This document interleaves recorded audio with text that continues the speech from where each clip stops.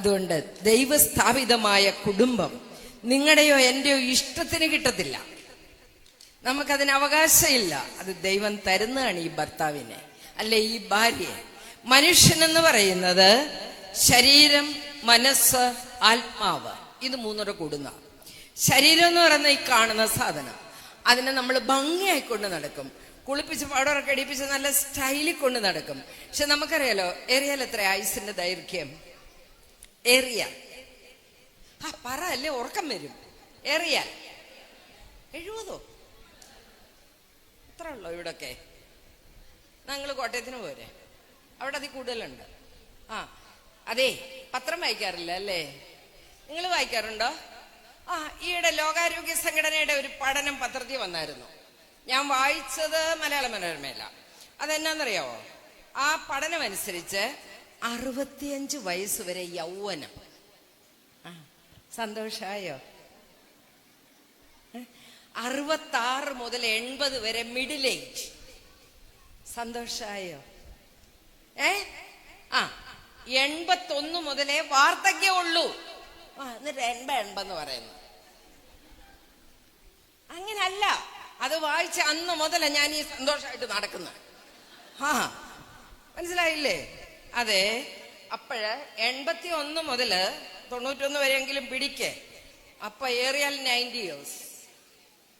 അത്രയും വർഷം ജീവിക്കാനുള്ള പരാക്രമമാണോ മനുഷ്യൻ കാണിക്കുന്നത്? മനുഷ്യനിൽ ആസക്തികൾ കൂടി അല്ലേ? എന്തിനോടൊക്കെ. ഞാൻ രാവിലെ കോട്ടയത്തു നിന്ന് പോരുമ്പോഴേ, ഇന്ന് മെയ് ദിനം ആയതുകൊണ്ടാകാം, പല വീടുകളും നിശ്ചലമാണ്. എഴുന്നേറ്റെല്ലാം വരുന്നുള്ളൂ. ഞാനൊരു 7:15, 7:20 ഒക്കെ ആയപ്പോൾ ഇറങ്ങിയതാ.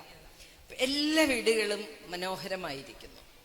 എല്ലാ വീടുകളും, കേരളം മുഴുവൻ ഞാൻ നടക്കുമ്പോൾ എനിക്ക് തോന്നാറുണ്ട്, എല്ലാ വീടുകളും മനോഹരമായിരിക്കുന്നു.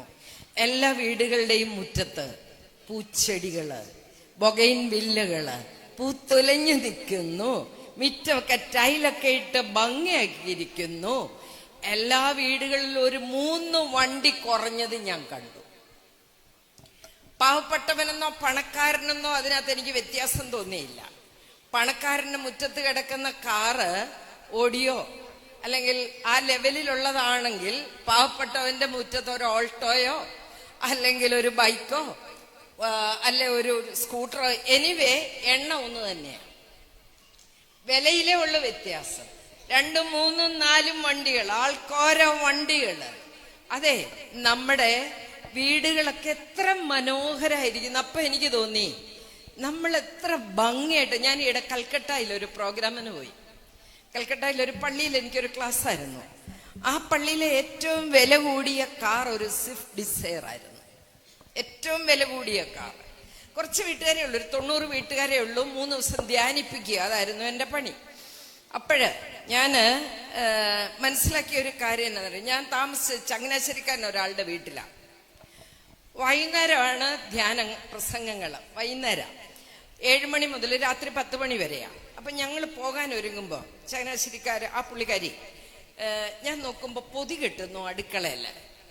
അപ്പൊ ഞാൻ ചോദിച്ചു, ധ്യാനത്തിന് വരുന്നവർക്ക് കഴിക്കാനുള്ള ഫുഡ് തയ്യാറാക്കുകയാണോ? അല്ല ആൻറ്റി, ഇത് ആൻറ്റി ഞാൻ കാണിച്ചു തരാം എന്തിനാണെന്ന്. അപ്പൊ ചില പൊതിക്കകത്ത് ഇഡ്ഡലിയും സാമ്പാറും ഒക്കെ ഒഴിച്ചു, ചിലതിനകത്ത് ചോറൊക്കെ വെച്ചു. ഞങ്ങൾ അവിടുന്ന് പോരാനിറങ്ങി. ഒരു ചെറിയ വണ്ടിയല്ല, ഞങ്ങൾ സ്വിഫ്റ്റ് അല്ല ഞങ്ങൾ പോരുന്നത്. അങ്ങനെ പോരുമ്പോൾ വഴിക്ക് നിർത്തിയിട്ട് വഴിയറമ്പിൽ മുഴുവൻ ഈ ഭിക്ഷക്കാരിയ്ക്കുക. കൽക്കട്ടയിലെ ചേരികളിൽ ഇവരിറങ്ങി ഓരോരുത്തർക്ക് ഈ പൊതി കൊടുത്തിട്ടാ പോകുന്നേ. അപ്പൊ എന്നോട് പറഞ്ഞു, സോണി എന്നോട് പറഞ്ഞിട്ടുണ്ട്, ഒരു സാധനവും ഫ്രിഡ്ജിൽ കയറ്റരുത്. എന്ത് സാധനം മിച്ചമുണ്ടല്ലോ അപ്പോഴേ ഈ വഴിക്ക് കൊണ്ടുവന്നാ മതി. വാങ്ങിക്കാൻ ആളാണ് ഞാൻ. ഇന്ന് 100 പൊതിയും കൊണ്ട് വന്ന ഞാൻ ഈ 100 പൊതി തിരിച്ചു കൊണ്ടുപോകേണ്ടി വരും. ഇവിടെ ആരാ വഴിയറമ്പിന്ന്? ഞാൻ പറഞ്ഞ മനസ്സിലാവുന്നുണ്ടോ? അത് അങ്ങനത്തെ സ്ഥലങ്ങളുണ്ട്. ഞാൻ ഈ ലോകം മുഴുവൻ യാത്ര ചെയ്യുന്നയാളാണ്. ഭോപ്പാലും കൽക്കട്ടയും ഒക്കെ ഞാനിങ്ങനെ പോകുമ്പോ എനിക്ക് തോന്നാറുണ്ട്, സത്യത്തിൽ നമ്മള് സ്വർഗത്തിലാ ജീവിക്കുന്നതെന്ന്, കേരളീയര്. അപ്പൊ ഞാൻ പറഞ്ഞെന്നറിയോ, നമുക്ക് വേണ്ടത് വലിയ വീട്, വലിയ കാറ്, സൗകര്യങ്ങൾ, ആസക്തികൾ കൂടി. രണ്ടാമത്തത് ആത്മാവാണ്. ദൈവത്തിന്റെ നമ്മളിലെ അംശമാണ് ആത്മാവെന്നും മരണശേഷം ഈ ആത്മാവ് ദൈവത്തോട് ചേരുമെന്നും എല്ലാ മതങ്ങളും പഠിപ്പിക്കുന്നു. അതിനുള്ള ആത്മീയത ആർക്കാണുള്ളത്? What is spirituality? എന്താണ് ആത്മീയത? പള്ളി പോന്നാണോ? പെരുന്നാൾ കൂടുന്നാണോ? ഉപവസിക്കുന്നതാണോ? രാവിലെ എഴുന്നേൽക്കുമ്പോ അടുക്കള കൊണ്ട് ഫോൺ വെച്ച് പൂവണ്ണത്തിലച്ഛന്റെ ധ്യാനം കഴിഞ്ഞ് പിന്നെ കൃപാസന മാതാവിന്റെ പ്രാർത്ഥന കഴിഞ്ഞ് പിന്നെ അത് കഴിഞ്ഞ് വയലാമണ്ണിലച്ഛന്റെ കൃപാഭിഷേകം എന്നതാ മറന്നുപോയി. അതുകൊണ്ട് സൂത്രം ഉണ്ടല്ലോ. എന്തുവാട്ടെ, അങ്ങനെ മുഴുവൻ നേരവും ഇതും കണ്ട് ഇരിക്കുന്നതാണോ ആത്മീയത? വീട്ടിൽ ശാലോൺ TV മാത്രം വെക്കുന്നതാണോ ആത്മീയത? പ്രിയപ്പെട്ടവരെ, ഇതൊന്നും ആത്മീയതയല്ല.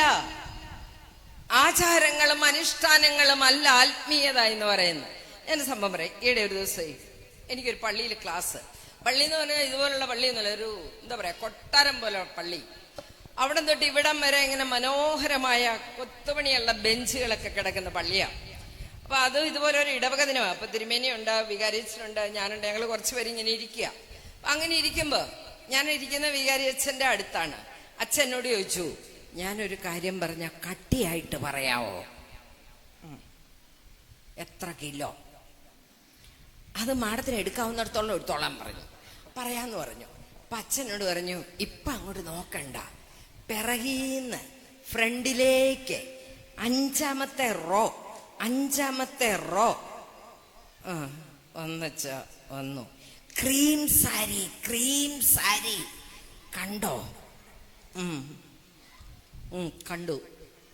ഇനി ഫ്രണ്ടിൽ നിന്ന് ബാക്കിലേക്ക് മൂന്നാമത്തെ റോ പച്ച ചുരിദാർ കണ്ടോ? കണ്ടു. അമ്മായിമ്മയും മരുമോളുവാ. ഭക്തയായ വെറോനിക്കായെ പോലെ, ഈശോയുടെ തിരുമുഖം തുടച്ച ഭക്തയായ വെറോനിക്കായെ പോലെ ഭക്തരായ രണ്ട് സ്ത്രീകൾ. ഒരാള് മർത്തമറിയ സമാജത്തിന്റെ സെക്രട്ടറിയാ, മറ്റേ ആൾ ഇവിടെ ഒരു സീനിയർ സിറ്റിസൺ ഫോറം ഉണ്ട്, അതിന്റെ പാർട്ടിയാ. രണ്ടുപേരും പള്ളിയിൽ നിന്ന് ഇറങ്ങില്ല, എല്ലാ നോയമ്പുവാസും. പക്ഷേ അവർ രണ്ടോടും മിണ്ടുകയല്ല. ഞാൻ അവരൊരു വീട്ടിലാണോ? ഒരു വീട്ടിലാ. താഴത്തെ നിലയില് വിധവയ അമ്മ, അപ്പം മരിച്ചുപോയി, അവരൊറ്റയ്ക്ക്. മേളിലത്തെ നിലയില് അവളും 3 പിള്ളേരും. അവിടെ കെട്ടിയവൻ അങ്ങ് ദുബായിലാ. അങ്ങനെ ഈ മേളിലുള്ളൊരു താഴോട്ടും താഴെയുള്ളൊരു മേളിലോട്ടും പോകാറില്ല. എന്നിട്ട് അച്ഛനോട് ഞാനീടെ പള്ളിയുടെ ഒരു റെനോവേഷൻ പ്രമാണിച്ചൊരു പിരിവിന് പോയി ചേച്ചി. അപ്പോഴാണ് എനിക്ക് ഇതിന്റെ കുട്ടൻസ് പിടി കിട്ടിയത്. ഞാൻ അവിടെ ചെന്ന് ബെല്ലടിച്ചു. അമ്മ ഇറങ്ങി വന്നു. ബേസ്ലെസ്സിനായിരുന്നു അല്ലേ? എന്തായിരുന്നു അച്ഛ? അല്ല ഞാൻ പള്ളി അയ്യോ ഞാനങ്ങ് മറന്നുപോയി. അച്ഛ അവിടെ ഇരിക്കുക കേട്ടോ. പെട്ടെന്ന് ഓടിപ്പോയി 2000 രൂപ എടുത്തുകൊണ്ടെന്ന് അച്ഛന് കൊടുത്തിട്ട് പറഞ്ഞു, അച്ഛ പെൻഷൻ കിട്ടിയിട്ടില്ല ഈ മാസത്തെ, ഇത്ര ഉള്ള എൻ്റെ കയ്യില്. അച്ഛൻ പറഞ്ഞു, അമ്മ ഇത്രയും വേണ്ട, 1000 മതി. അമ്മയുടെ ഒരു പാർട്ടിസിപ്പേഷൻ 1000 എന്നാ പിടിച്ചോ? ഇല്ല, ഞാൻ പള്ളിക്ക് തന്നത് ഞാൻ തിരിച്ചു വാങ്ങിക്കല, അച്ഛനെ പിടിച്ചോളാൻ പറഞ്ഞു. അങ്ങനെ അച്ഛൻ റെസിപ്റ്റ് എഴുതി കൊടുത്തിട്ട് ചോദിച്ചു, ബീനായെ ഒന്ന് വിളിക്കാവോ? ബീനായെ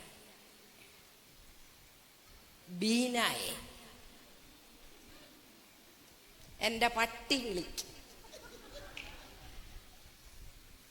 അച്ഛൻ എന്നാ ഉന്തവ അറിയാവുന്ന. അച്ഛൻ ഞാനും അവളും കൂടെ മിണ്ടുകയറുന്ന അച്ഛൻ അറിയാമല്ലേ? അച്ഛ അണ്ട കഥകിന്റെ മറവിൽ അവിടെ നമ്പർ എഴുതിയിട്ടിരിക്കുന്ന അച്ഛൻ ആ നമ്പർ എടുത്ത് വിളിക്ക, അവള് ചാടി ഇറങ്ങി വരുമെന്ന് പറഞ്ഞു. അച്ഛൻ ഈ നമ്പർ എടുത്ത് വിളിക്കുന്നതിന് മുമ്പ് തന്നെ അവള് താഴെ വന്നു. കാരണം അവളിത് കേൾക്കുന്നുണ്ടായിരുന്നു. അവളെ കാണുക, അമ്മ അകത്തോട്ട് കയറി കഥ ഊറ്റിയിട്ടു. അവള് വന്നു, അച്ഛൻ വന്നത് ഞാൻ അറിഞ്ഞായിരുന്നു. അച്ഛ ഇതൊരു 5000 രൂപയുണ്ട്. അത് ഞാൻ ബെന്നിയെ വിളിച്ചായിരുന്നു അച്ഛൻ വന്നപ്പോഴേ. ബെന്നി പറഞ്ഞ എന്നാന്ന് ചോദിച്ചാൽ പെരുന്നാളിന് ബെന്നി വരുന്നുണ്ട്, അപ്പൊ പള്ളിക്ക് ഒരുമിച്ച് ഇത്തിരി തരും. ഇപ്പൊ നീ ഒരു 5000 കൊടുക്കാൻ പറഞ്ഞ. അച്ഛ ഇതിന്റെ റെസിപ്റ്റ്. അച്ഛൻ 5000ന്റെ റെസിപ്റ്റ് കൊടുത്തു. അവിടുന്ന് ഇറങ്ങിയപ്പോ അച്ഛൻ പറഞ്ഞു, ഒരു കണക്കിന് നന്നായി. ഇവര് രണ്ടുപേരും കൂടെ യോജിച്ച് നിൽക്കുകയാണെങ്കിൽ അകത്ത് കയറി ആലോചിക്കും. അച്ഛൻ വന്നിട്ടുണ്ട്, എന്നാ കൊടുക്കണം, നമുക്കൊരു 3000 കൊടുക്കാന്നും പറഞ്ഞ് രണ്ടുപേരും കൂടെ ഒരു 3000 തന്നേനെ. അച്ഛനിപ്പൊ 7000 കിട്ടിയത്, 1ഉം 2ഉം അല്ല. അച്ഛൻ പറഞ്ഞ ഒരു കണക്കിന് നന്നായി. പക്ഷെ ഗ്രേസ് ചേച്ചി പറയണം, എന്നാ കൊടുത്താലും ദൈവം പ്രസാദിക്കില്ല.